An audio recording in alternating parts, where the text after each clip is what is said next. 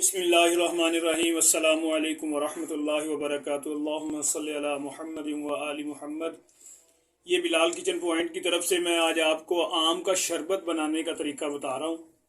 बहुत ज़बरदस्त किस्म की यूनिक रेसिपी है ये देखें, ये यहाँ पे मैंने कच्चे आम लिए हैं, पके हुए नहीं है, सिर्फ इनका रंग हल्का हल्का सा जो है ना कलर चेंज हुआ है। ये कच्चे आम और बहुत खट्टे हैं ये। और इसका सबसे जो है ना ज़बरदस्त किस्म का फ़ायदा है वो ये है कि भी इससे जिस्म की गर्मी, ख़ास तौर पे जिगर की गर्मी जो है ना वो बहुत ज़्यादा ख़त्म करता है। और ये मैं आपको पूरी रेसिपी बताऊंगा और मेरी रेसिपी शुरू से आखिर तक देखना ये किस तरीके से आपने ये शरबत बनाना है, कैसे तैयार करना है।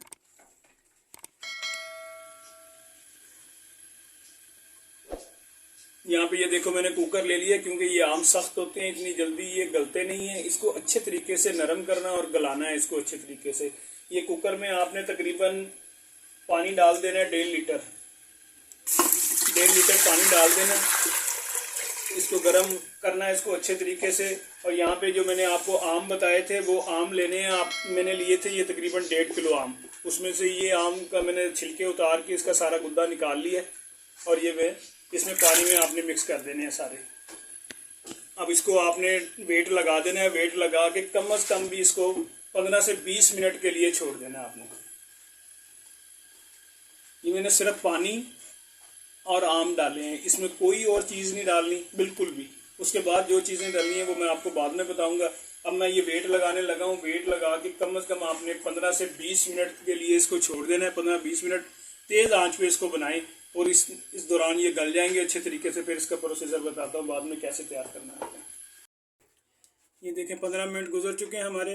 वो जो ग्रीन आम थे वो देखो येलो कलर के हो गए हैं, ये बिल्कुल पक गए हैं। ये देखो अच्छे तरीके से ये गल गए हैं, ये आप इसको देख सकते हैं। अब आप इसको मैं ग्राइंड करता हूँ, ग्राइंड करके फिर मैं अगला प्रोसीजर बताता हूँ कि क्या क्या चीज़ें डाल के इसको बनाना है, तैयार करना है शरबत। यहाँ पे ये देखें मैंने ये जो मैंने क्या नाम आम रखे थे कच्चे बॉयल होने के लिए, फिर उसके बाद मैंने बॉयल करके इनको ठंडा किया तकरीबन 20 से 25 मिनट तक अच्छे तरीके से ठंडा हो गया। फिर इसको मैंने ये देखें ग्राइंड कर लिया, ये इसका माया तैयार हो गया ज़बरदस्त किस्म का। और यहाँ पे मैंने शक्कर ली है, आप चीनी लेना चाहें तो चीनी भी ले सकते हैं, गुड़ लेना चाहें तो गुड़ भी ले सकते हैं। मैंने शक्कर ली है, ये शक्कर तकरीबन 1.5 किलो आम में आपने तकरीबन 1.5 किलो ही शक्कर डालनी है, ठीक है। उसका शीरा बनाना, शीरा बनाने के बाद उसमें ये चीज़ें डालनी है, फिर मैं आपको बताता हूँ। ये मैंने खुला बर्तन ले लिया, कढ़ाई ली है मैंने, इसमें मैं तकरीबन ये 1.5 किलो आम है और 1.5 किलो ही शक्कर है। इसमें मैं ये डाल रहा हूँ, आधा किलो पानी डाल दिया मैंने। ये देखें, ये पानी गर्म होने तक आप इसमें ये शक्कर डालें। शक्कर इसको अच्छे तरीके से इसमें मिक्स करें चम्मच के साथ। यहाँ पे ये देखें शक्कर अब हमारी पकनी शुरू हो गई है, ये इसमें मिक्स हो गई है शक्कर पानी में अच्छे तरीके से। ये शीरा बनना शुरू हो गया इसका। जब तक ये अच्छे तरीके से पक नहीं जाती उस वक्त तक ये आपने माया इसमें नहीं डालना। यहाँ पे देखें ये हमारा शीरा पकना शुरू हो गया अच्छे तरीके से। इसमें हर मैंने जो शक्कर डाली थी वो अच्छे तरीके से मिक्स हो गई। अब ये जो आप माया बनाया हुआ था वो इसमें मिक्स कर दें। देखिए इस तरीके से अच्छी तरह हर चीज़ डाल दें इसमें और इसको अब चम्मच से हिला दें अच्छे तरीके से। ये देखें मैंने इसमें अब ये सारा माया डाल दिया था। मैं आपको बता दूं कि ये जो आम लिए थे ये खट्टे होते हैं और बहुत ज़्यादा खट्टे होते हैं। आपको पता है कच्चे आम कितने खट्टे होते हैं। और इसमें चीनी डालें, शक्कर डालें, गुड़ डालें तो उसकी मिकदार ज़रा ज़्यादा रखें, क्योंकि ये शरबत तैयार होना था।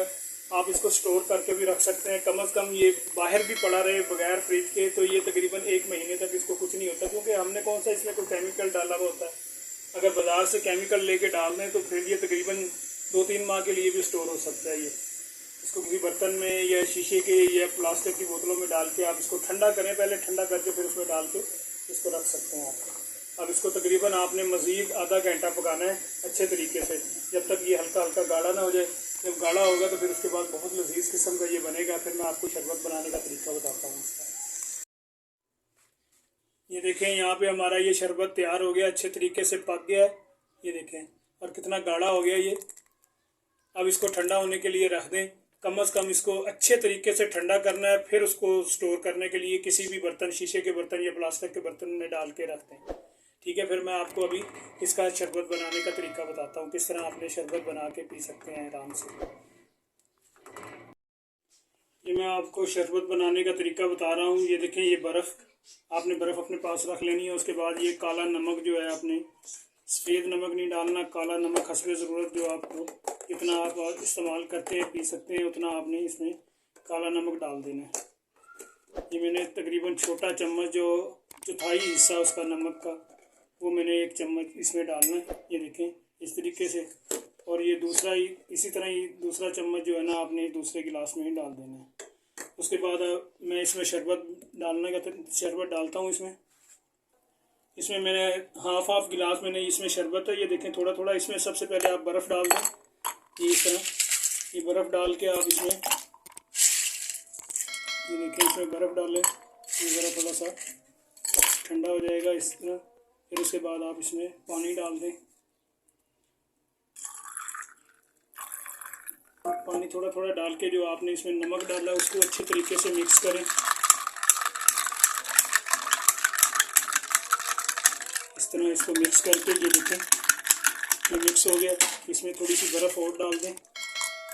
ये देखें बर्फ़ इसमें डालने के बाद ये जो पानी है, इसमें थोड़ा थोड़ा पानी और डाल दें। ये देखें,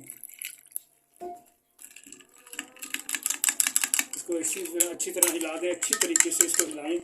ये हमारा शरबत बहुत ज़बरदस्त किस्म का, बहुत टेस्टी सा ये हमारा शरबत तैयार हो गया है। अल्लाह हाफिज़, फ़ी अमान अल्लाह। इंशाअल्लाह नेक्स्ट रेसिपी में फिर मुलाकात करेंगे। मेरे चैनल को सब्सक्राइब करें, लाइक करें, घर में बनाएं और कमेंट्स करके मुझे ज़रूर बताएं कि कैसा ये आपका शरबत तैयार हुआ है।